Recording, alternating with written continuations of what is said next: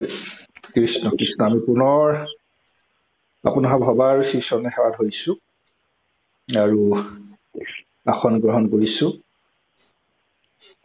আৰু লগে লগে আমি এই বৈকুণ্ঠৰ কল্পতৰু মহাভাগৱত শাস্ত্ৰৰ মাজলৈ যাব খুজিছো। কৃষ্ণ কৃষ্ণ কৃষ্ণ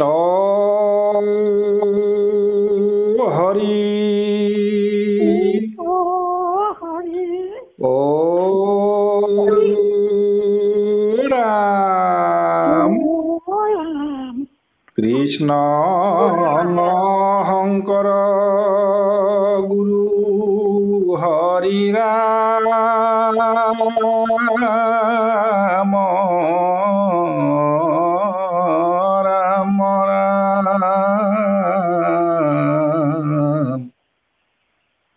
হৰি ৰাম ৰাম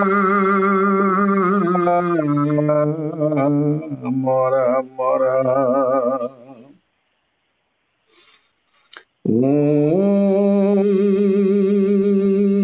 নমো ভগৱতে বাসুদেৱায়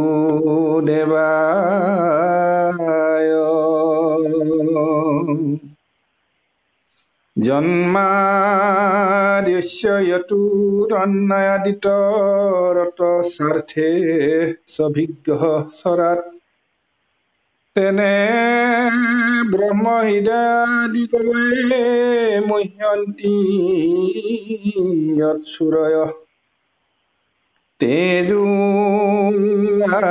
মৃদাং যথা বিনিময়ো অত্ৰ তিসৰ্গোৎ ধান্নাসেন সদা নিৰস্ত কুহকং সত্যং পৰং ধীমহি ধৰ্ম ৰুজিত কৈতৱত্ৰ পৰমো নিৰ্মৎসৰাণাং সতাং বেদং বাস্তৱত্ৰ বস্তু শিৱদং ত্ৰপত্ৰয়োন্মূলনম শ্ৰীমদ্ভাগৱতে মহামুনিকৃতে কিংবা পুৰৈৰীশ্বৰঃ সদ্যো হৃদয়ৰুদ্ধযত্ৰ কৃতিভিঃ শুশ্রূষুভিঃ তৎসনাৎ নিগম কল্পতরু গলিতং ফলং শুক মুখাদমৃতদব সংযুক্তম পিয়ত ভাগবতং রসমালয়ং মুহুরহু রসিকা ভূমি ভাবুকা পিয়ত ভাগবতং রসমালয়ং মুহুরহু রসিকা ভূমি ভাবুকা। কৃষ্ণ কৃষ্ণ ৰসত চতুৰ যিটো জন কৃষ্ণৰ চৰণ দিয়া মনো। মহাপুৰুষ মাধৱদেৱে সুন্দৰকৈ অনুবাদ কৰিছে। প্ৰিয়ত ভাগৱতং ৰসমালয়ং মুহুৰ্হু ৰসিকা ভূমি ভাবুকা। আমি সেয়া হৃদয়ত ভাৱ চিন্তাৰে কৃষ্ণ ভাৱনাৰে কৃষ্ণক অন্বেষণ কৰিবৰ কাৰণে এই ভাগৱতৰ মাজত সকলোৱে বুৰ মাৰিছো। ভাগৱত মহাসমুদ্ৰত আমি অৱগাহন কৰিছো আৰু ভাগৱতে এয়া কৈছে যে সৰ্ববেদান্ত সাৰংহি শ্ৰী ভাগৱতম ইষ্যতি।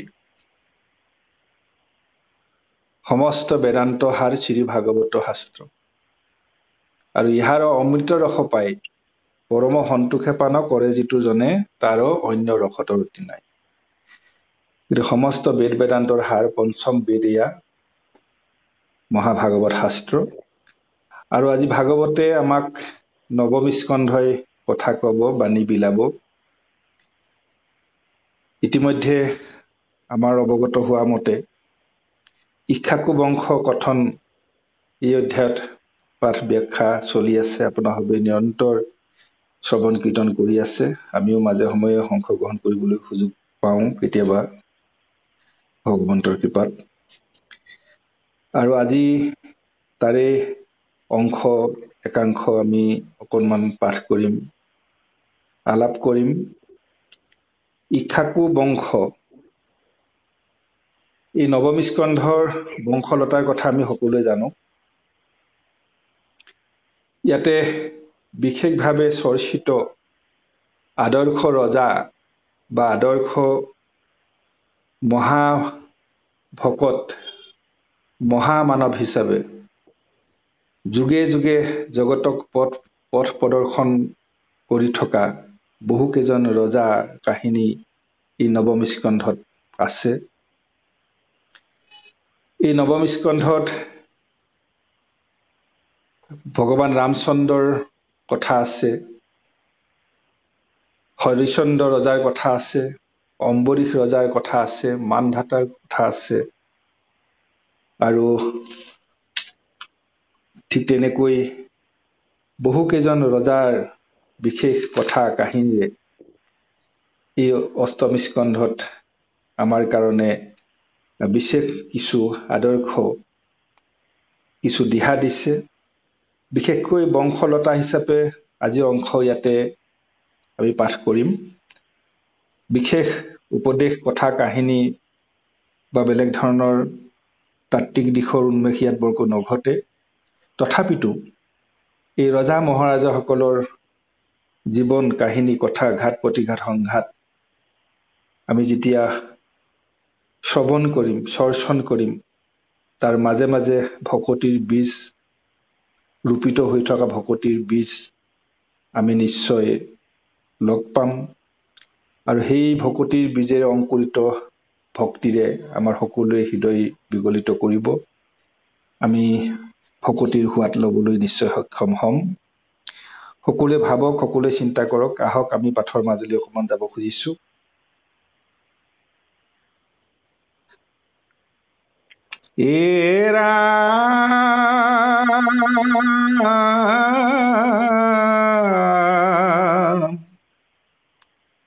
ও ঈশ্বৰে বুলন্ত শুনিও কদে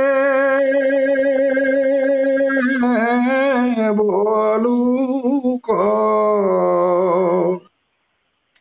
ৰাজা যেন বুলিলন্ত তাক কৰিও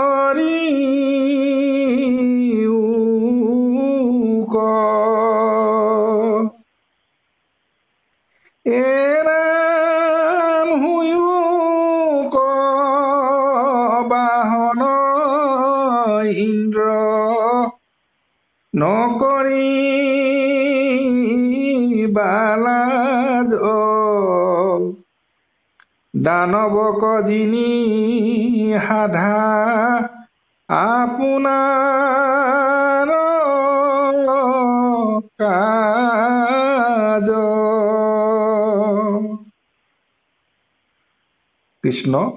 এই বাপাইসকল, আমি আমাৰ সাধাৰণ জ্ঞানেৰে অকণমান কথাৰ মাজলৈ যাব খুজিছো। ইয়াতে ইক্ষ্বাকু বংশৰ ৰজা, ইক্ষ্বাকু বংশ বুলি ক'লে বংশৰ পৰিচয় ভাগৱতে আমাক কিছু দিছে।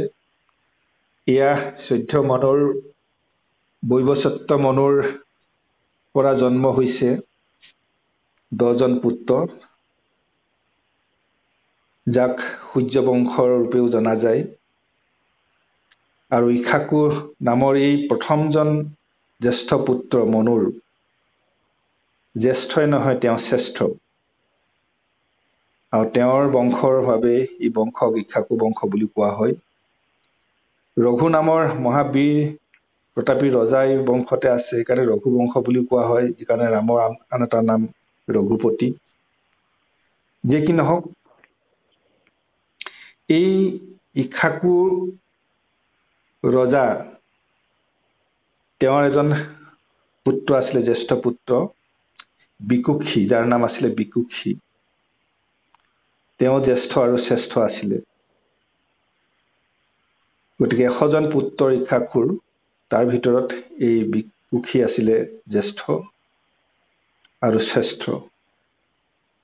গতিকে ইক্ষ্বাকুৱে এদিন যজ্ঞানুষ্ঠান বা শ্ৰাদ্ধানুষ্ঠান, আমি যি বুলি নকওঁ, ঈশ্বৰৰ ওপৰত অৰ্পিত অনুষ্ঠান পাতিবৰ কাৰণে তথাকথিত তদানীন্তন যুগ ধৰ্ম পালন কৰি যজ্ঞৰ মানসেৰে যজ্ঞত পহু বলি দিব, শহাপহু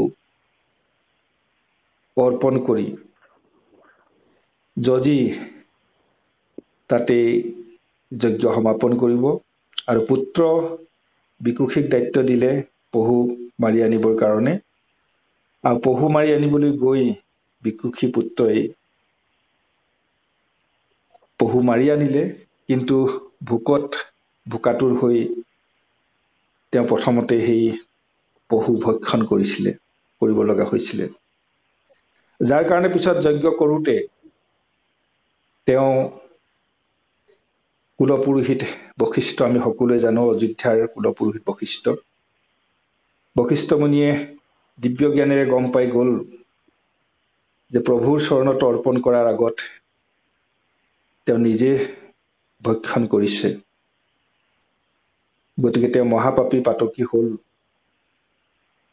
আৰু তাৰ পৰিণামস্বৰূপে যেতিয়া বশিষ্ঠই ইক্ষ্বাকুক ক'লে যে তোমাৰ পুত্ৰই এয়া অকাৰ্য সাধন কৰিলে, আৰু তেওঁক নিজৰ ৰাজ্যৰ পৰা বাহিৰ কৰি দিছিলে, আমি সেই সকলোখিনি কথা জানো। আৰু যে কি নহওক, সেই যিজন পুত্ৰ বিকুক্ষী, সেই সম্পৰ্কে আমি বহলকৈ এতিয়া ক'ব খোজা নাই। আমাৰ বংশলতা গৈ আছে গৈ শেষত আমাৰ এজন ৰজাক আমি পাম সকলোৱে, যাৰ নাম পুৰঞ্জয়। এই পুৰঞ্জয় কাহিনী আমি সকলোৱে জানো যে বিকুক্ষী যেতিয়া পৃথিৱীৰ ৰজা হ'ল, যেতিয়া ইক্ষ্বাকুৱে দেহ ত্যাগ কৰিলে বা তেওঁ ঈশ্বৰক চিন্তা কৰি মনৰ পৰা সকলো মলি মায়া ভেদ কৰি পেলাই তেওঁ ঈশ্বৰত নিৰ্বাণ হ'ল, মুক্তি লাভ কৰিলে। তাৰপিছত পুনৰ আহি জ্যেষ্ঠ পুত্ৰ বিকুক্ষীয়ে ৰাজ্য শাসন কৰিছে, ৰজা হৈছে, পৃথিৱীৰ ৰজা, জম্বুদ্বীপৰ ৰজা হৈছে, তেওঁ তথাকথিত অযোধ্যাৰ ৰজা হৈছে। আৰু তাৰপিছত তেওঁ কি কৰিলে, ভগৱন্তক সন্তুষ্ট কৰিবৰ কাৰণে সেই ব্ৰাহ্মণক শহাপহু পুনৰ মাংস ভক্ষণ কৰাইছে, যাৰ কাৰণে তেওঁৰ নাম হৈছে শহাদ। আৰু তেওঁ এটা বিশেষ কাৰ্য সাধন কৰিব লাগিব, যিটো কাৰণে তেওঁৰ নাম পাব পুৰঞ্জয় বা অন্যান্য নাম পাব। এতিয়া এই কথাখিনি ইয়াতে আৰম্ভ হৈছে যে ঈশ্বৰে বুলন্ত শুনিওক দেৱলোক। ভগৱন্তই কৈছে, কাক কৈছে? এই ৰজাক কৈছে, যিজন ৰজা ইতিমধ্যে যিজন ৰজাৰ ওচৰলৈ আহিছে, ইন্দ্ৰসকল। ইন্দ্ৰ মানে দেৱতাসকল আহিছে। ইতিমধ্যে দেৱতা আৰু অসুৰৰ যুদ্ধৰ কথা আমি সকলোৱে জানো, যে নিৰন্তৰ এখন যুদ্ধ লাগি থাকে দেৱতা আৰু অসুৰ। দেৱতাসকলৰ বৰ ভয় অসুৰলৈ। অসুৰে আক্ৰমণ কৰি তেওঁলোকক স্বৰ্গ সুখ নাইকিয়া কৰি দিয়ে। গতিকে সেই দেৱবৃত্তি আৰু অসুৰবৃত্তি, এই দুইটা বৃত্তিৰ মাজত অনৰ্গল যুদ্ধখন হৈ থাকে, আমাৰ সকলোৱে হৃদয়ত হৈ থাকে, সকলোৱে মন জগতত হৈ থাকে, সকলোৱে বৌদ্ধিক জগতত হৈ থাকে। যি কি নহওক বাৰু, এতিয়া এই দেৱতাসকলে অসুৰৰ ভয়ত খেদা খাই এতিয়া পুনৰ ইন্দ্ৰপুৰী কেনেকৈ পাওঁ, কেনেকৈ লাভ কৰোঁ, কেনেকৈ দেৱতাক পৰাজয় কৰোঁ, তাৰ কাৰণে বুদ্ধি কৰিছে, চিন্তা কৰিছে, উপায় নাই। আৰু উপায় নাপায় শেষত এয়া শহাদৰ পুত্ৰ পুৰঞ্জয় ওচৰলৈ আহিছে। এতিয়া সেই পুৰঞ্জয় ৰজা কথাৰে আমি আৰম্ভ কৰিম। গতিকে পুৰঞ্জয় ৰজাৰ বাহন নাই, তেওঁ কেনেকৈ স্বৰ্গলৈ গৈ পেলাই অসুৰক খেদিব বা দেৱতাসকলক ৰক্ষা কৰিব। গতিকে পুৰঞ্জয় চিন্তা কৰিলে, ইন্দ্ৰক আহ্বান জনালে যে হে ইন্দ্ৰ, এতিয়া তুমি মোৰ বাহন হ'ব লাগিব। তুমি মোৰ বাহন হৈ যদি স্বৰ্গলৈ লৈ যোৱা তেতিয়াহ'লে মই তোমাৰ মনোকামনা পূৰ্ণ কৰিম, অসুৰক তোমাৰ ৰাজ্যৰ পৰা খেদি দিম আৰু তোমাক পুনৰ স্বৰ্গপথ ঘূৰাই দিম। কিন্তু ইন্দ্ৰই সেই কাৰ্য কৰিবলৈ সক্ষম হোৱা নাই, কাৰণ তেওঁ সাধাৰণ এজন মানুহ। সেই মানুহ ৰজা যিয়ে নহওক, মানুহৰ তেওঁ বাহন হ'ব, তেওঁৰ ওপৰত উঠি পেলাই মনুষ্যই ঘূৰি ফুৰিব, এয়া তেওঁৰ মন জগতে সহা নাই। স্বৰ্গ সুখী ইন্দ্ৰ ভোগী মহাৰাজ ইন্দ্ৰ তেওঁৰ হৃদয়ে মনা নাই। গতিকে এই ইন্দ্ৰৰ যি উপলব্ধি, আপোনাৰো ভোগ মাত্ৰ চাহে দেৱগণ, সমস্ত দেৱতাসকলে কি বিচাৰে, সেই অমৰাৱতীনো আছে কি? তাৰে ৰজা হৈ ইন্দ্ৰই আচলতে কি দেখুৱাইছে? ইন্দ্ৰৰ ভোগ বিলাস, য'ত আছে মেনকা ৰম্ভা তিলোত্তমা আদি। যি কি নহওক, তেনে ভোগী মানসিকতাৰ লোকে সাধাৰণতে তেনেধৰণে ভবাটোই স্বাভাৱিক। তেওঁক ইফালে ইন্দ্ৰপদ লাগে, আনফালে তেওঁ কাৰো তলতে থাকে বা মানুহক কান্ধত লৈ পেলাই তেওঁ বাহন হোৱাৰ মানসিকতা বা তেওঁৰ তেনে মন তেওঁ অহা নাই বা তেনেধৰণে তেওঁ ভাবিব পৰা নাই। তেওঁ ইমান তললৈ যাব নোৱাৰে। গতিকে তেওঁ ভগৱন্তৰ ওচৰলৈ গৈছেগৈ, আৰু ভগৱন্তই তেতিয়া কৈছে, নহয়, তুমি সেইটোকে কৰিব লাগিব যে ৰাজা যেন বলিলন্ত তাকো কৰিওক। ৰজাই যি কৈছে, অৰ্থাৎ ৰজাই কৈছে যে ইন্দ্ৰক কৈছে যে তুমি মোৰ বাহন হ'ব লাগিব, তেতিয়া মই তোমাৰ স্বৰ্গ পুনৰ জয় কৰি দেৱতাক অসুৰক খেদি পেলাই মই তোমাক পুনৰ স্বৰ্গপথ ঘূৰাই দিম। তেতিয়া সেই কথা মানিবলৈ কৈছে ভগৱন্তই ইন্দ্ৰক কৈছে, একো কথা নহয়, কোনো ডাঙৰ কথা নহয়, তোমাক স্বৰ্গপথ লাগে, তুমি বাহন হৈ যোৱা, সেইটোকে কৰা, সেইটো কৰাই ভাল হ'ব। শুয়োক বাহন ইন্দ্ৰ নকৰিবা লাজ, তুমি লাজ নকৰিবা। দানৱক যিনি সাধা আপোনাৰো কাজ। গতিকে নিজৰ কাৰ্য সাধন কৰিব লাগে, এইটো মূল কথা। দানৱক জয় কৰিব লাগে, তাৰ কাৰণে তুমি ৰজাৰ সহায় বিচাৰিছা, আৰু ৰজাই তোমাক বাহন কৰি লৈ পেলাই সেই যুদ্ধত অৱতীৰ্ণ হ'ব খুজিছে। গতিকে এই কথাত তুমি আৰু বেলেগ হীনমান্যতা, নিচাত্মিকা এনেকুৱা ভাৱ নানিবা, তুমি বাহন হৈ যোৱা আৰু তোমাৰ কাৰ্য সাধন কৰা। ৰাম বিষ্ণুৰ আদেশে ইন্দ্ৰ ভৈলন্ত বাহন বৃক্ষৰূপ ধৰিলন্ত দেখিতে ভন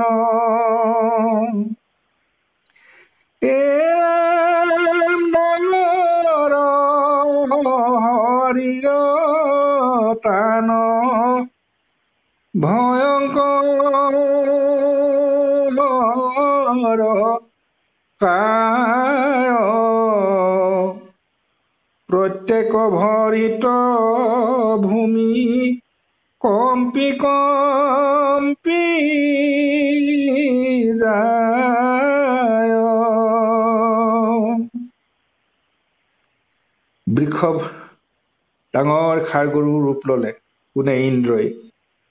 ইমানেই ডাঙৰ ৰূপ ললে যে তেওঁৰ ভৰিত গোটেই পৃথিৱী কঁপি যাব, প্ৰতিটো খোজতে যেন পৃথিৱী কঁপি গৈছে, ভূমিকম্প হৈ গৈছে। ভয়ংকৰ ৰূপ ললে তেওঁ। তাৰপিছত কৈছে, ৰাম উচ্চ চুত গোট আছে আকাশ লংঘিয়া, মেঘগণে চৰৈ তাত পৰ্বত বুলিয়া। ৰাম হেন দেখি ৰাজা পাছে আনন্দিত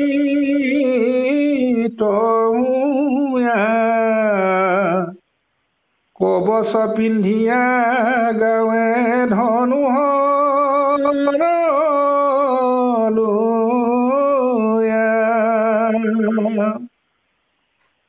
গতিকে ধনুহৰ লৈ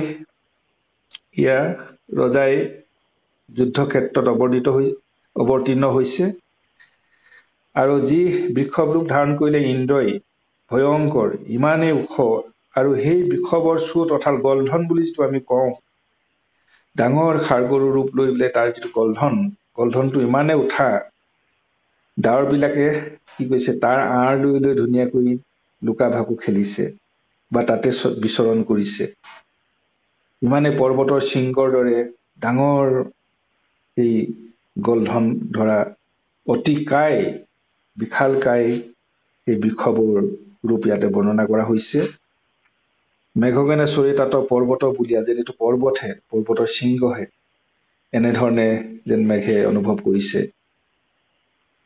হেন দেখি ৰাজা পাছে আনন্দিত হৈ আৰু ৰজাই যেতিয়া দেখিলে যে ইন্দ্ৰই বাহন হৈ গ'ল মোৰ আৰু মই অতি সুন্দৰকৈ এই বৃষভৰ ওপৰত উঠি যুদ্ধত অৱতীৰ্ণ হ'বলৈ সুবিধা হ'ব আনন্দ পাইছে আৰু কবচ পিন্ধি ধুনীয়াকৈ ৰক্ষা কবচ পৰিধান কৰিবলৈ তেওঁ ধনুহৰলৈ সাজু হৈছে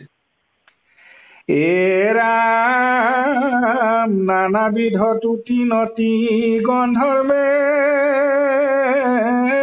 বুলিলা ইন্দ্ৰৰ কান্ধত গয়া ৰাজাই উঠিলা আকাশৰ পথে শীঘ্ৰে মেঘেদলন্ত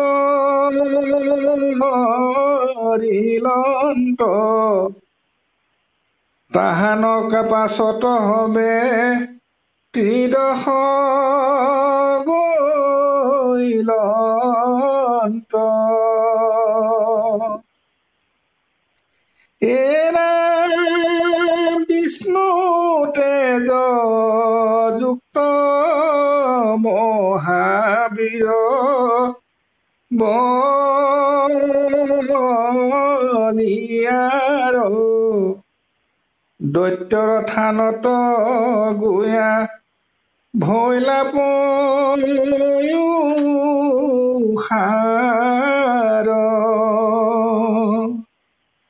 এৰাম দেৱে হবে দানৱৰ পূৰক বেহিল আনন্দিত হৈয়া মহাৰাজাৰিংগ দিল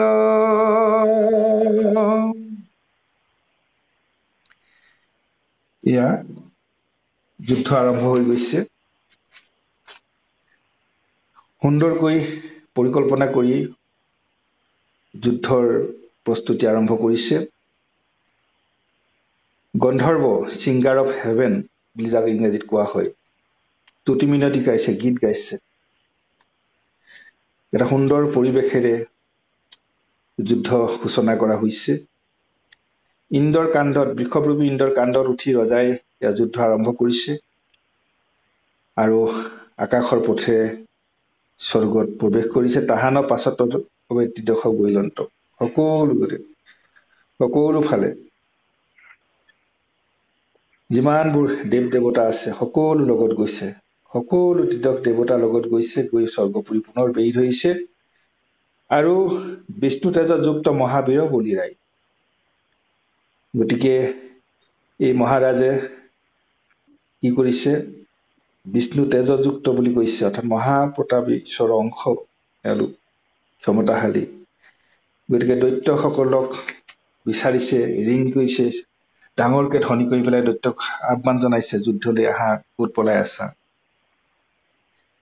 গতিকে ডাঙৰকৈ মাত দিছে এৰাম দেৱৰ দৈত্যৰ ঘূৰ লাগিল মৰ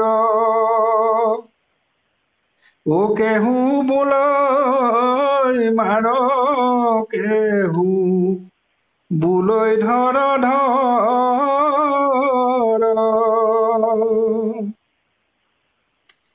ৰোমাঞ্চিত হৈ তনু ঘূৰাৰ দেখি পুৰঞ্জয় আগ ভৈলা ক্ষণিকো নাপেক্ষী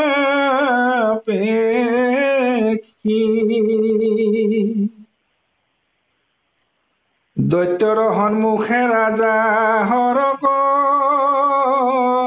আনন্ত একৈক শত সংখ্যক মাৰন্ত এৰাম যুগান্ত কালৰ যেন অগণি জ্বলিল দৈত্য সেনা কহবে ভস্ম কৰি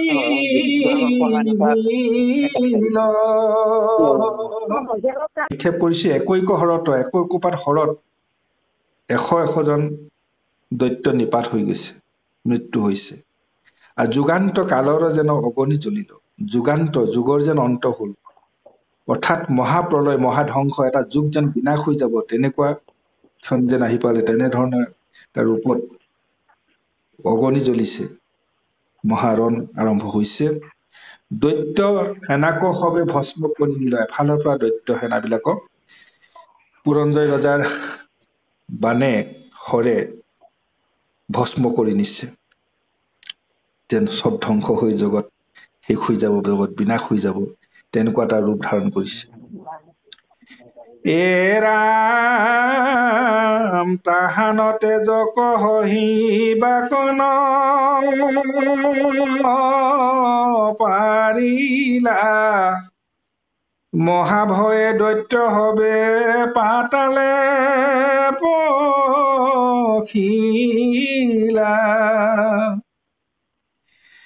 পুৰজিনী পুৰ ইন্দ্ৰ কদিলন্ত মহাশয়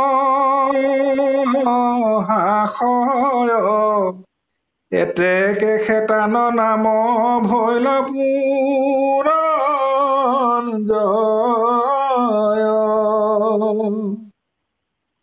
সেই সহাৰ ৰজাৰ পুত্ৰ আৰু তেওঁৰ নাম পালে পুৰঞ্জয় কেনেকৈ পুৰঞ্জয় নাম পালে যে অসুৰক দৈত্যক স্বৰ্গৰ পৰা খেদি দৈত্যক বিনাশ কৰি সেই ইন্দ্ৰপুৰ পুনৰ ইন্দ্ৰক গতাই দিলে গতিকে পুৰক জয় কৰিলে সেয়াই হৈছে পুৰঞ্জয় তেওঁৰ নাম এৰাম ইন্দ্ৰে ৰহিলন্ত ইন্দ্ৰ বাহনা ভৈল তান মহাখ্যাতি দশু দিশে জুৰি লৈল এৰাম সুতত চৰিয়া যাতে ৰাজা যুজিলন্ত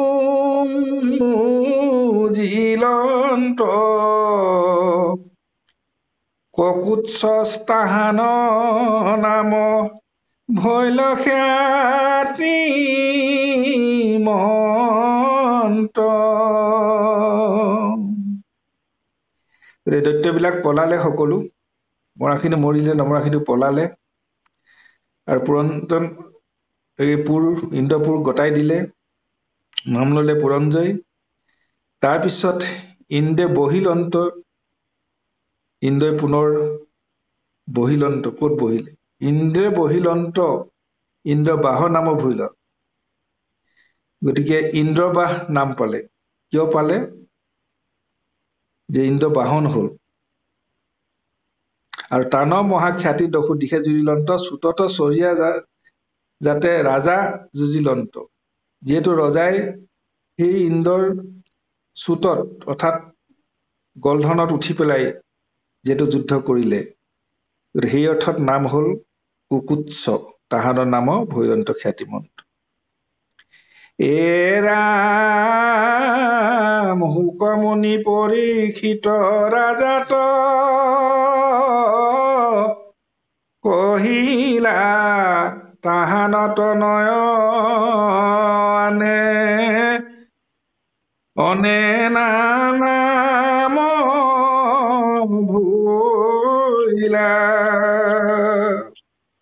এৰামনে নাৰ পুত্ৰ পৃথু আতিখাতিবন্ত বিশ্বগন্ধি নামে তান নন্দন ভৈলন্ত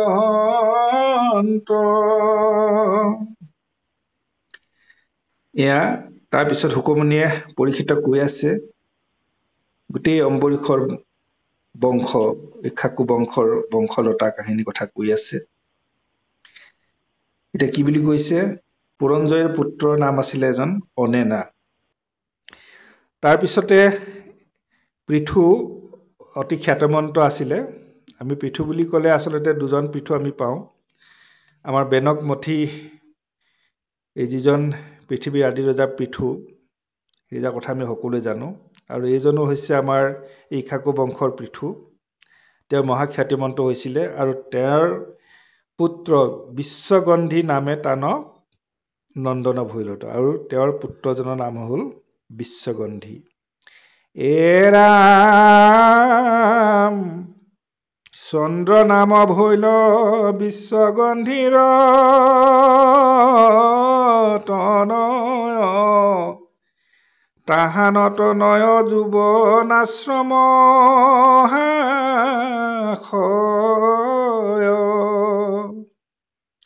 শ্ৰাৱন্ত ভৈলন্ত যুৱনাশ্ৰৰ তনয় শ্ৰাৱন্তৰ পুত্ৰ বৃহদশ্ৰম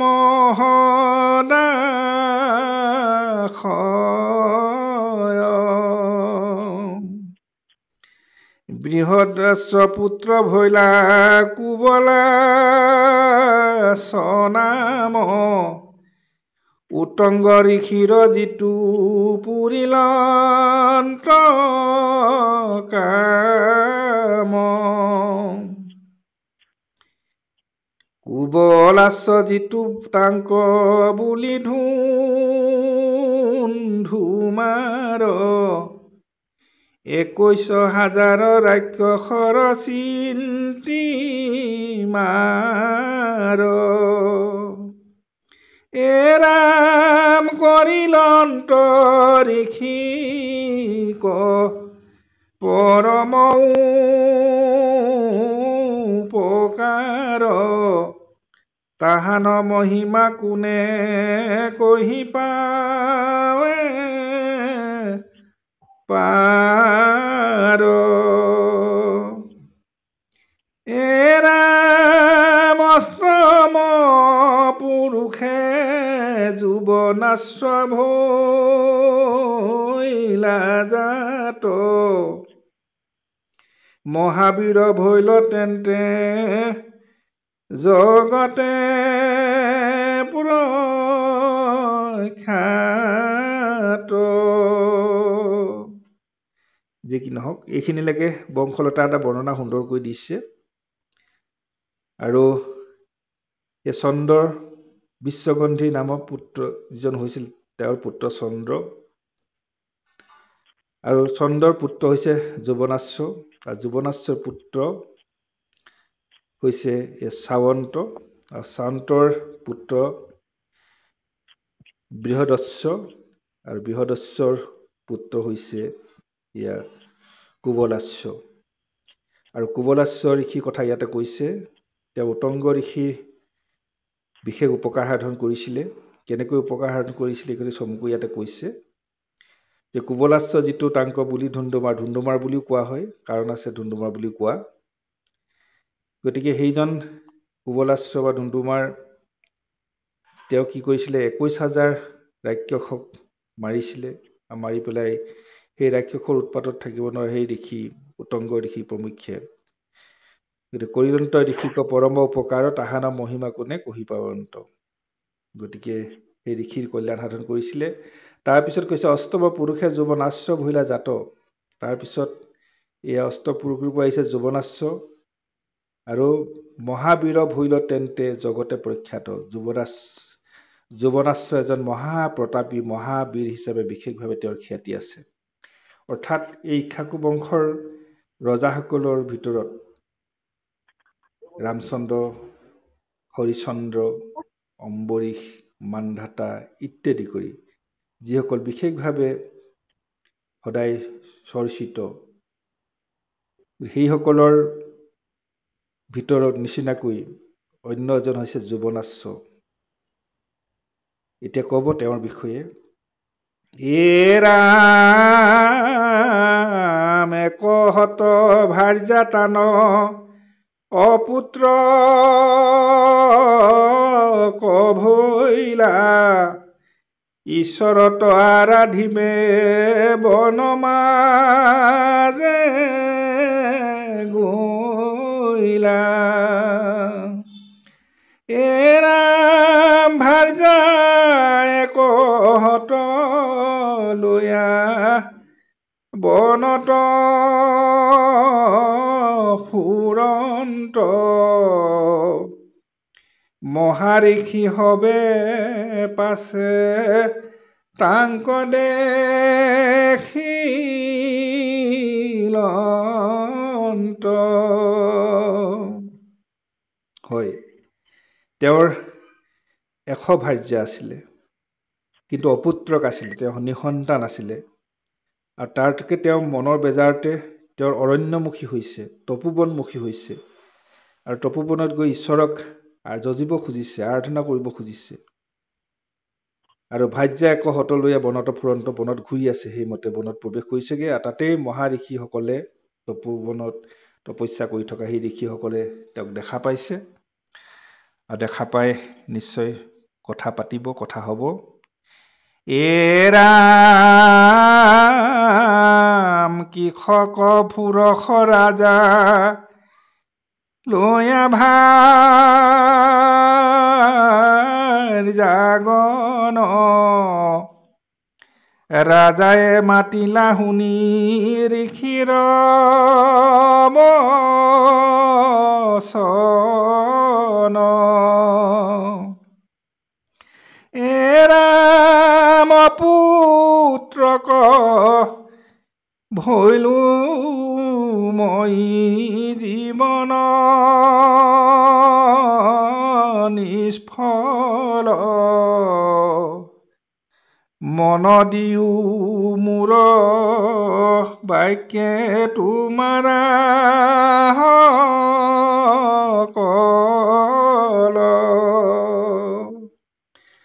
ৰজাই কৈছে যেতিয়া ঋষিমুনিসকলে প্ৰশ্ন কৰিছে এই ভাৰ্যাসকলক লৈ তুমি কিয় বনত ঘূৰি ফুৰিছা কি কৰিছা কিয় আহিলা ইয়ালৈ তেতিয়া ৰজাই মাতিছে ঋষিৰ কথা শুনি পেলাই মাতষাৰ দিছে আৰু কৈছে অপুত্ৰ হৈ আছো মই মোৰ পুত্ৰ নাই সন্তান নাই মোৰ নিশ্চয় কিবা অপৰাধ আছে দুখ আছে গতিকে মই পিতৃ হ'ব খোজো যদি মই পিতৃ হ'ব নোৱাৰো মই মহা ৰজা হৈ যদি মই সন্তান জন্ম দিব নোৱাৰো বা মোৰ সন্তানেই নাথাকে তেতিয়াহ'লেনো মোৰ জীৱনটোত কি সাৰ্থকতা থাকিব মইনো ৰাজপাট কাক দি থৈ যাম মন দিও মোৰ বাক্যে তোমাৰ সকল হে ঋষিসকল মোৰ কথা তোমালোকে মন দি শুনাচোন মোৰ কথা ভাবা মোৰ কথা চিন্তা কৰা ৰাম যেন মতে পুত্ৰ হুই কৰিও যতন হবাৰু পাৱত হেৰা পখিলো হৰণ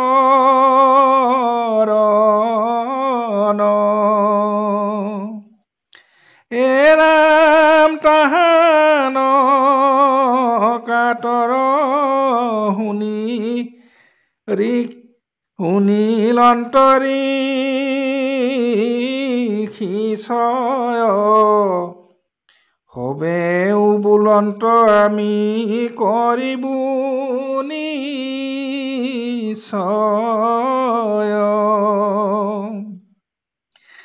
গতিকে ৰজাৰ কথাখিনি শুনিলে, শুনাৰ পাছত যেতিয়া ৰজাই কিবা এটা প্ৰতিকাৰ উপায় বিচাৰিছে ঋষিমুনিসকলৰ ওচৰত, কাৰণ তেওঁলোক সিদ্ধ পুৰুষ, সিদ্ধ ঋষিমুনি, তেওঁলোকে ইচ্ছা কৰিলে ৰজাক পুত্ৰদান দিব পাৰে।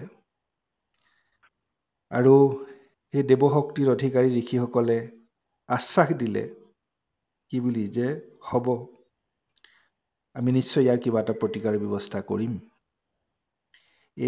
ৰাম ইন্দ্ৰ সম্বোধি পূজা কৰি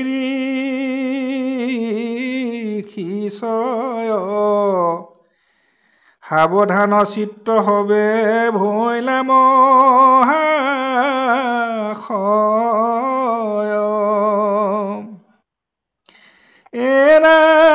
মন্ত্ৰ জপি জল পাছে ঋষি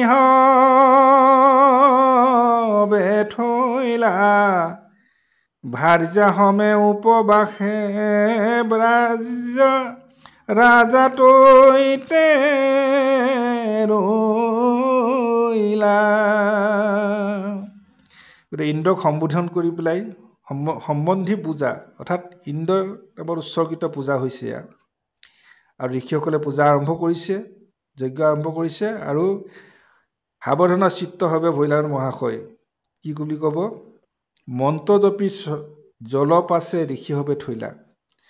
ধুনীয়াকৈ জপ কৰি মন্ত্ৰপুত জল কি কৰিলে, ধুনীয়াকৈ জলপাত্ৰত ভৰাই থৈছে। আৰু উদ্দেশ্যটো কি, লক্ষ্যটো কি, সেই জল ভাৰ্যাসকলে যেতিয়া পান কৰিব, তেতিয়া ভাৰ্যাসকলৰ সন্তানজন সম্ভৱা হ'ব। আৰু অৰ্থাৎ ৰজাই, যুৱনাশ্ব ৰজাই সন্তানৰ পিতৃ হ'ব পাৰিব। ৰাম ঋষি হবে বুলিলন্ত সুনাম হাৰাজা এহি খে জলত তুমি লভিবা প্ৰজা। ৰাম প্ৰভাতে ভাৰ্যাক তুমি কৰাইবা ভোজন হৈবেক মহন্ত পুত্ৰ পৰম শুভন। ঋষিয়ে কৈছে যে এই মন্ত্ৰপুত্ৰ জল তোমাৰ ভাৰ্যাসকলে পান কৰিব, পান কৰাবা ৰাতিপুৱালৈ। আৰু সুন্দৰ মহন্ত পুত্ৰ তুমি লাভ কৰিব পাৰিবা। ঈশ্বৰ ভক্ত মহা মহন্ত সুন্দৰ পুত্ৰৰ পিতৃ হ'ব পাৰিবা। এহি বুলি ঋষি হব যজ্ঞ গৃহে গৈলা তাক সম্বাৰ বাক্য ৰাজা হিৰুগতে লৈলা।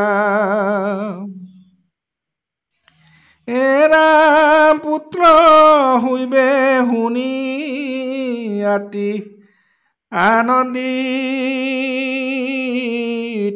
ভৈলা ঋষিসকলৰ বাক্য উপবাসে ৰৈলা। উপবাসে আছে এতিয়া ৰজা, তেওঁ আনন্দ পাইছে যে নিশ্চয় মোৰ মনৰ কামনা পূৰ্ণ হ'ব, যে ঋষিয়ে কৃপা কৰিছে। গতিকে শিৰত লৈছে বাক্য আৰু আনন্দ মনেৰে তেওঁ এতিয়া উপবাসে আছে। কিন্তু হ'ব, এটা বিপাক ঘটিব, অকণমান নহ'ব লগা অথন্তৰ হ'ব। ঈশ্বৰৰ ইচ্ছা কি হ'ব পাঠে আমাক ক'ব আমি অকণমান আগবাঢ়ি যাম সময় হ'লে আপোনাৰ হবে আজ্ঞা কৰিব আমি ৰাখিম কৃষ্ণ ৰাম গধূলি বেলাৰ নৃত্য কৃত মোৰ পিয়া উত্তম আসনে ৰাজা সুতিলন্ত গোয়া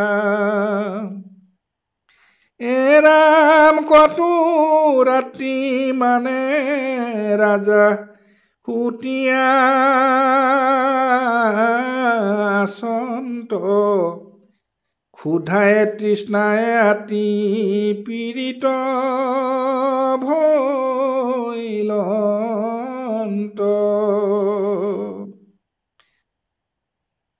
এতিয়া ইয়াতে কৈছে গধূলি হোৱাৰ লগে লগে নিত্য কৰ্ম সমৰ্পণ কৰিবলগীয়া সকলোখিনি কৰি উত্তম আসনত ধুনীয়াকৈ ৰজাই শুইছে তাতেই আৰু হোৱাৰ পিছত কি হৈছে কতো ৰাতি মানে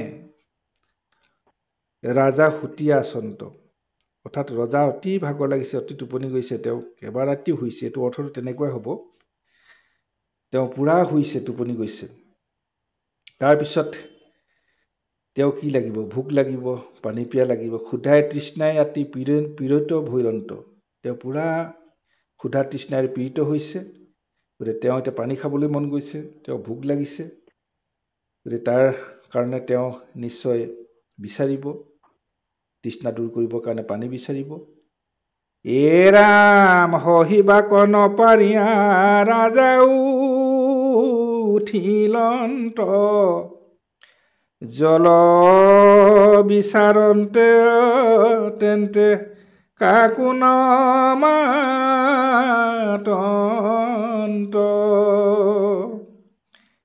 ৰাম ৰাত্ৰি হাত ফুৰা অন্ত অগ্নি নাহি কন্ত কতো বেলি বিচাৰন্তে দুখল ভিলন্ত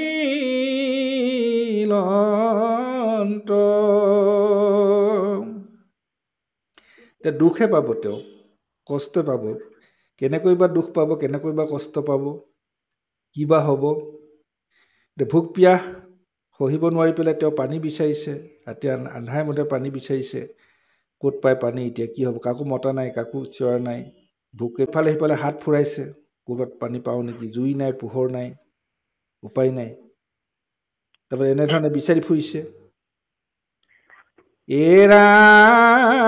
মান ঠাইত নাপায় যজ্ঞ ঘৰ পখিলন্ত মন্ত্ৰে অভিষেক জল তাহাক পিলন্ত ৰাম কেহু এন জানে ৰাজা জলক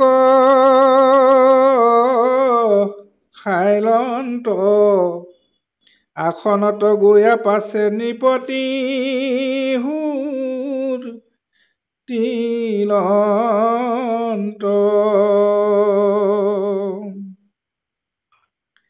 এতিয়া কি বুলি কৈছে আন ঠাইত নাপালে শেষত হেপিয়াই গৈ সেই যজ্ঞ ঘৰতে সোমাই তাতে মন্ত্ৰ অভিষেক অৰ্থাৎ মন্ত্ৰপুত যি জল আছিলে যি জল ভাজ্যাক দিবৰ কাৰণে পান কৰাবৰ কাৰণে উপদেশ দিছিলে সন্তান কামনাৰ্থে সেই জলকে কি কৰিলে তেওঁ নিজে খাই দিলে কোনোৱে নাজানে তাকো জলক খাইলন্ত আসনত গৈয়া পাছে নিপতি সুতিলন্ত পুনৰ ৰজাই গৈ পেলাই আকৌ শুই আছে গৈ সেই জল পান কৰি পেলাই মনত বুলন্ত মন্ত্ৰ পুত জল খাইলো ও পুত্ৰ আশা ছেদ ভৈল নিশ্চয় জানিলো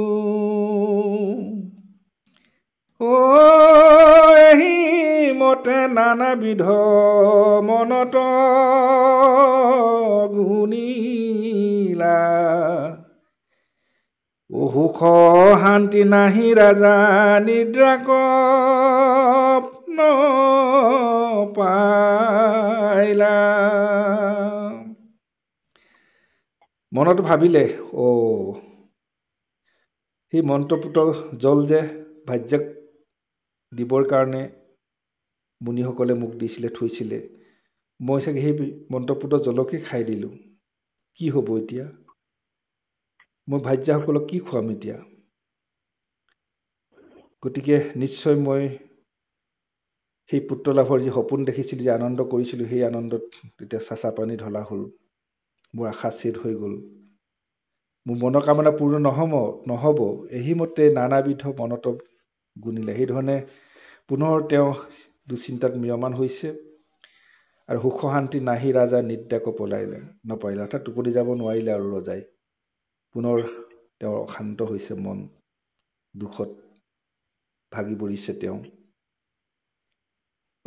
ৰাম হুতিয়া শিলা যজ্ঞ গৃহে বিপ্ৰগণ ৰাজাক চাহিয়া পাছে বুলিলা বচন শুনিওক ৰাজা জল ঘট কোনে খাইল হেন শুনি নিপে পাছে বচন বুলিল ৰাম পিয়াসত থাকি মই ভোজন কৰিলো যি হওক সি হওক ভাগ্য নিশ্চয় কহিলো ৰাম ঋষি হবে শুনি পাছে ৰাজাৰ বচন ঈশ্বৰৰ ইচ্ছাক বাধিবে কোন জন সকলো ঈশ্বৰৰ ইচ্ছা এতিয়া তাৰ বাদে গতি নাই আৰু ঈশ্বৰৰ ইচ্ছা বুলি নকৈ উপায় নাই আৰু ঈশ্বৰৰ ইচ্ছাইটো হয়েই ঈশ্বৰৰ ইচ্ছা অবিহনে গছপাত খিলাও লৰচৰ নহয় একান্ত ভকতভাৱে বোলে হেন ন্যায় সুখ দুখ আদি মিলে ঈশ্বৰৰ ইচ্ছাই গতিকে বিভিন্নজনে বিভিন্ন যুক্তি দিয়ে কিন্তু একান্ত ভকতসকলে কিন্তু সকলোৰে মূল ঈশ্বৰৰ ইচ্ছাতে সকলো হৈছে তেনেধৰণে গ্ৰহণ কৰে গতিকে এয়া ৰজাক চাই যেতিয়া সুধিলে কি হ'ল ঘটনাটো কথাটো কি যেতিয়া গম পালে যে হয় ৰজাই সেই জল পান কৰি দিলে গতিকে কি হ'ব এতিয়া হেনাশুনি নিপে পাছে বুলিলে বচন ক'লে পিয়াহত থাকি মই সেই জলকে পান কৰি দিলো কি হ'ব এতিয়া যি হ'ব আৰু উচ্চতা অৰ্পণ কৰিলো ঋষিসৱে শুনি পাছে ৰজাৰ বচন ঈশ্বৰৰ ইচ্ছাকো বাধিবে কোনজন এয়া ঈশ্বৰৰ ইচ্ছাক কোনে বাধা দিব সেয়া তোমাৰ ভাজ্যাৰ সন্তান নহয় এতিয়া তোমাৰে সন্তান হ'ব তোমাৰ ভাজ্যা গৰ্ভাৱতী নহয় এতিয়া তুমি নিজে গৰ্ভাৱতী হৈ যাবা তোমাৰ গৰ্ভতে তোমাৰ সন্তান সৃষ্টি হ'ব এয়া ঈশ্বৰৰ ইচ্ছা ঈশ্বৰৰ শক্তি ৰাম পুত্ৰ অৰ্থে যজ্ঞ হে আপুনি কৰন্ত মন্ত্ৰে অভিষেক জল তাহাকো জানন্ত ৰাম আপুনিয়ে তথাপিতো কৰিলা ভোজন যিটো হৈবে অন্যথা কৰিবে কোন জন তুমি জানাই যে মন্ত্ৰপুত্ৰ পানী আৰু তুমি জানি বুজিও তাকে তুমি নিজে ভক্ষণ কৰিলা ভোজন কৰিলা কি হ'ব এতিয়া কি কৰিবা উপায় নাই আচলতে ইয়াৰ ঈশ্বৰ ইচ্ছা কোনে অন্যথা কৰিব, কোনে না কৰিব, যিটো হ'বলগীয়া আছে সেয়া হ'বই। দৈবৰ সমান বল নাহিতি ভুৱনে, অন্যে বচন বুলিবাৰী সিগনে। ৰাম ৰাজাৰ থানৰ পৰা আশ্ৰম কগৈলা, শুনা কুৰু নৃপতি যে হেন কথা ভৈলা। এতিয়া কুৰু নৃপতি অৰ্থাৎ পৰীক্ষিত ৰজাক শুকে কৈ আছে কথাখিনি, যে সেইখিনি কৈ মেলি এতিয়া ঋষিসকলে নিজ নিজৰ কামত নিজ নিজৰ স্থানে প্ৰস্থান কৰিছে। আৰু তাৰ পাছত এতিয়া এই ৰজাৰ কি গতি হ'ব? এতিয়া যুৱনাশ্বৰ ৰজাই হেমন্তপুত্ৰ জল ভক্ষণ কৰিলে, যি জলত সন্তান সৃষ্টিৰ শক্তি নিহিত হৈ আছিলে।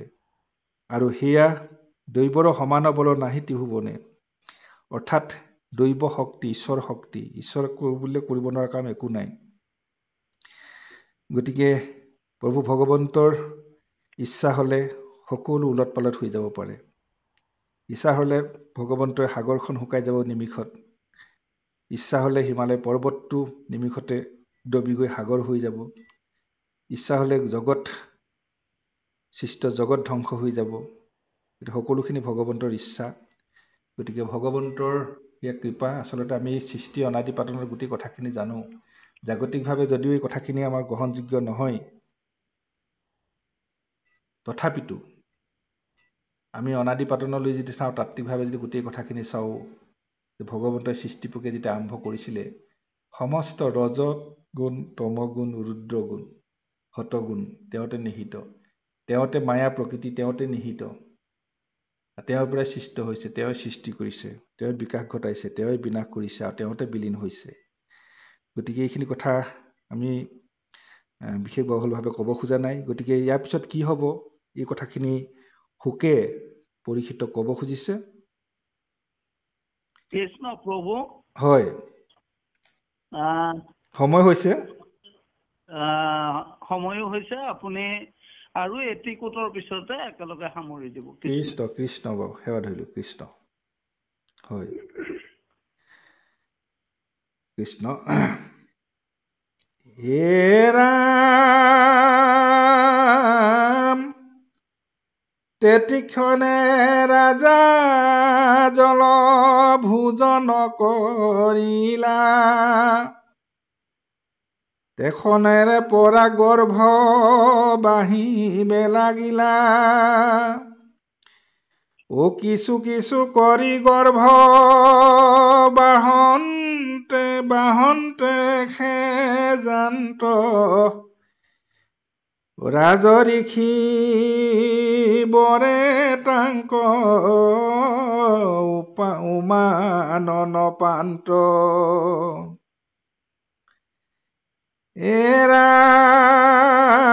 ভৈলন্ত নিশ্চিক উদৰত ভৈলা ভাৰ, দিনে দিনে বাঢ়ৈ গৰ্ভ মহন্ত কুমাৰ। ও ব্ৰাহ্মণৰ মন্ত্ৰ বীৰ্যে অত্যন্তে বাঢ়ন্ত, অলপ কালত তেন্তে সম্পূৰ্ণ ভৈলন্ত। মহাৰাজ দানৱৰে পীড়িত ভৈলন্ত, উঠন্তে বৈসন্তে তেন্তে সঘনে বেকে কান্ত। ও জলন্ধৰ ৰোগ যেন পেট উশশিল, ও টান মহা দুখ আতি মনত মিলিল। গৰ্ভৰ ওলাইবে তেন্তে নপান্ত সন্ধি, যেন জাল গনে ব্যাঘ্ৰ কৰি আছে বন্দী ও গৰ্ভক বালকে বৰ আনন্দ কৰন্ত ও বাজ হইবে নাপাই তেন্তে ও পেটত ফুংকন্ত। এতিয়া আমি চমুকে এই কথাকেইটা অকণমান ক'ব খুজিছো। ইতিমধ্যে প্ৰকাশ পাইছে সুন্দৰকৈ। ৰজা এতিয়া গৰ্ভাৱতী হ'ল। গৰ্ভাৱতী বুলি ক'ম নে কি বুলি ক'ম? পুলিংগত ক'ম নে স্ত্ৰীলিংগত ক'ম? গতিকে এয়া সুতৰ বিপৰীতে যোৱা গতি। ভগৱন্তৰ ইচ্ছা যি কি নহওক, এয়া ৰজা গৰ্ভত সন্তান লাহে লাহে ডাঙৰ হ'ব কৰি ধৰিছে। কিছু কচি কৰি গৰ্ভ বাঢ়ন্তে জান্ত বাঢ়িবলৈ ধৰিছে। আৰু ৰাজ ঋষি হবৰ যি বৰ, এই বৰ কাৰ্যকৰী হ'বই। আৰু সেই কাৰ্যকৰী কেনেধৰণে হৈছে? লাহে লাহে যে সন্তান ডাঙৰ হৈছে গৰ্ভত, ৰজাই গমেই পোৱা নাই, উমানেই পোৱা নাই। ভৈলন্ত নিশ্চিক উদৰত ভৈলা তাৰ, তেওঁ ধুনীয়াকৈ খাই বৈ ইফাল সিফাল কৰি ধুনীয়াকৈ ঘূৰি ফুৰিছে, নিজৰ কাম কৰি ফুৰিছে। ৰজাই ৰাজশাসন কৰি আছে। তেওঁ কোনো হানি বিঘিনি হোৱা নাই, তেওঁ কোনো ক্ষতি হোৱা নাই, কোনো অপকাৰ হোৱা নাই। তেওঁ যেন গমেই নাপায় কি হৈ আছে। তেওঁ কোনো ধৰণৰ স্বাস্থ্যৰ অৱনতি ঘটা নাই, তেওঁ চেহেৰা বিলুপ্ত হোৱা নাই। দিনে দিনে বাঢ়ৈ গৰ্ভ মহন্ত কুমাৰ, গৰ্ভত লাহে লাহে মহন্ত কুমাৰ বাঢ়িবলৈ ধৰিছে। আৰু ব্ৰাহ্মণৰ মন্ত্ৰ বিদ্যা অত্যন্ত বাহন্ত, সেয়া ব্ৰহ্মশক্তিৰে মন্ত্ৰপুত ফল। এয়া সন্তান ডাঙৰ হৈছে। গতিকে অলপ কালত তেন্তে সম্পূৰ্ণ ভৈলন্ত, অলপ দিনৰ ভিতৰতে সেই সন্তান ডাঙৰ হৈ উঠিল। আৰু মহাৰাজৰ তানভৰে পীড়িত ভৈলন্ত, যেতিয়া সন্তান ডাঙৰ হ'ল, তেতিয়া মহাৰাজে গম পাইছে যে কিবা এটা হ'ল, কিবা এটা হৈছে। উঠন্তে বহন্তে তেন্তে সঘনে কেকান্ত, উঠোতে বহোতে এতিয়া তেওঁ কেকনি আহিছে, কষ্ট পাইছে। সন্তান ডাঙৰ হৈ আহিল, সন্তান এতিয়া ভূমিষ্ঠ হ'ব লাগে, বাহিৰ হ'ব লাগে। সেই অৱস্থাত ৰজাৰ নিশ্চয় শাৰীৰিকভাৱে সেই ক্ৰিয়া প্ৰতিক্ৰিয়া হ'বই। জলন্ধৰৰ ৰোগ যেন পেট উখহিলে, জলন্ধৰ ৰোগৰ দৰে পেট উখহি উঠিল। টান মহা দুখ আতি মনত মিলিল, তেতিয়া মনত দুখ লাগিছে, কি হ'ব এতিয়া? টান মহা দুখ মনত মিলিল, কি গতি হ'ব, কি কৰা যায়, কি হ'ব? গৰ্ভৰ ওলাইবে তেন্তে নপান্ত সন্ধি। এতিয়া সন্ধি শব্দটো আচলতে বিন্ধা বা ফুটাক বুজাব। এতিয়া বাহিৰ হ'ব লাগে সন্তান। এতিয়া পুৰুষৰ উদৰৰ পৰা কেনেকৈ সন্তান বাজ হ'ব এতিয়া? ইয়াতো স্বাভাৱিক নহয়। স্বাভাৱিকতাৰ মাজত অস্বাভাৱিক, আৰু অস্বাভাৱিকতাই ভগৱন্তৰ ইচ্ছা হ'লে স্বাভাৱিকতালৈ গতি কৰে। যি কি নহওক, সেইখিনি আমি বহল আলাপ আলোচনা নকৰোঁ। যেন জাল গণে ব্যাঘ্ৰে কৰি আছে বন্দী। বাঘ এটাক যেনেকৈ এখন জালেৰে মেৰিয়াই বন্দী কৰি থৈছে, ঠিক তেনেকৈ সেই সন্তানক এতিয়া গৰ্ভত বন্দী কৰি থোৱা হৈছে, ৰজাৰ গৰ্ভত। বাজ হইব নাপায় তেন্তে পেটত ফুৰন্ত, বাহিৰলৈ আহিব নোৱাৰি পেলাই সন্তানে সেই গৰ্ভতে ইফাল ইফাল ঘূৰি ফুৰিছে তাতে এতিয়া। যি কি নহওক, আমাৰ সন্তান বাজ হ'ব। ঈশ্বৰৰ ইচ্ছা, সন্তানে নিজৰ নখেৰে চিৰি পেলাই উদৰৰ পৰা বাহিৰ হ'ব। আৰু সন্তান ডাঙৰ হ'ব। তাৰপিছত সেই সন্তানৰ যোগেদি লাহে লাহে আমাৰ ইক্ষাকু বংশৰ আগবাঢ়ি গৈ থাকিব। আমি মানধাতাক পাম, মানধাতাৰ পাছত মুচুকুন্দক পাম, এনেধৰণে ৰজা পাই যাম, হৰিচন্দ্ৰক পাম, ভগৱান ৰামচন্দ্ৰক পাম। যি কি নহওক, আমি ইয়াতে সামৰিব খুজিছোঁ সেই বাপাইসকল। গতিকে পৰৱৰ্তী অংশত গোটেই কথা কাহিনীয়ে নতুন ৰূপ ল'ব। আমাক কিছু মনত থকা সংশয় দূৰ কৰিব। আমি সদ্যহতে ইয়াতে দোহাৰি দিব খুজিছোঁ।